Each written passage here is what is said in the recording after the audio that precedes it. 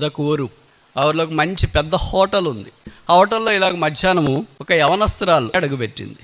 కాకపోతే అమ్మాయి పైనుండి కింద దాకా జుట్టు అంతా ఎండిపోయి ముఖమంతా కడుక్కోకుండా వికారంగా బయట అంతా కంపు వాసన వస్తున్నట్టుగా ఉంది. లోపలికి అమ్మాయి వెళ్ళిన వెంటనే అక్కడ కొంతమంది వెయిటర్స్ వీళ్ళు ఉంటారు కదా, వాళ్ళు ఎవరో ఈ అమ్మాయి ఎక్కడికి వస్తుంది, కూర్చుంటుంది, ఎక్కడ కూర్చుంటుందో ఏమో, లేదని చెప్పదాంలే అది ఇదని అనుకుంటా ఉన్నారు. అంతలాగా ఆ హోటల్ మెయింటైన్ చేసే సూపర్వైజర్ వచ్చాడు. వచ్చి ఇలాగ అన్నాడు, ఎవరమ్మాయి నువ్వు అని.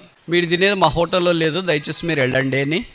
లేదు మీలాంటి వాళ్ళకి హోటల్లో మేము సర్వ్ చేయట్లేదు కనుక మీరు వెళ్ళిపోండి అంటే అమ్మాయి హోటల్లో నుండి తిన్నగా బయటకు వెళ్తుంది.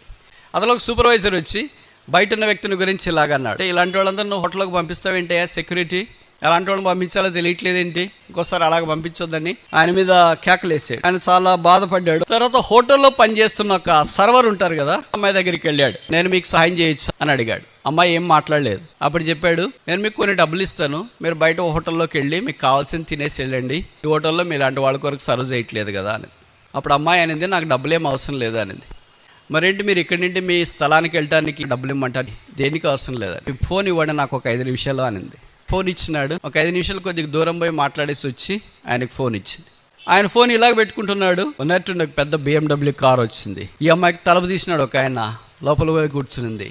మనోడు షాక్.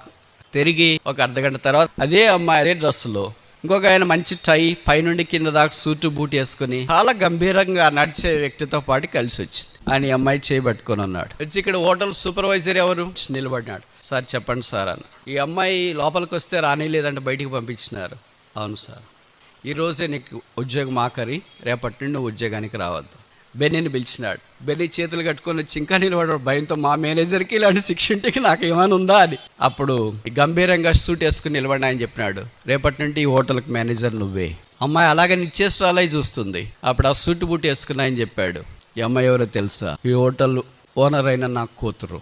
ఈ హోటల్కి యజమాని అమ్మాయి మారు వేషంలో వచ్చింది. హోటల్లో పనిచేసే వారికి మానవత్వం ఉందా లేదా తెలుసుకోవాలని వచ్చింది. ఇప్పుడు అమ్మాయికి అర్థమైంది ఏంటంటే ఈ హోటల్లో మానవత్వం లేని మనుషులు పనిచేస్తున్నారు అని. మానవత్వం లేని మేనేజర్ని మొదట పంపిస్తున్నారు. మానవత్వం కలిగిన ఒక చిన్న బాలుడు వచ్చినాడే, ఒక కుర్రోడు హోటల్కి మేనేజర్గా ఉండబోతున్నాడు. దేవుడు మనల్ని కూడా తన మందిరము అనే ఇంటిలో ఉంచున్నాడు. ఎన్నిసార్లు ఇలా ప్రవర్తించినాము. అయితే ఓ దినాన ఈ ఇంటికి యజమానుడు ప్రభువారు రాబోతున్నాడు. ఆయన వచ్చినప్పుడు మన అందరిని చూస్తాడు. ప్రతి వాని క్రియలు చొప్పున వాని కొరకై సిద్ధపరిచిన జీతము నా యొద్ద ఉన్నది. ఎవరు ఆయన దృష్టిలో ఆయనకు ప్రీతికరంగా పనిచేసినారు వారికి ఆయన గొప్ప బహుమానం ఈయన ఉన్నాడు. బడా నమ్మకమైన మంచి దాసుడు.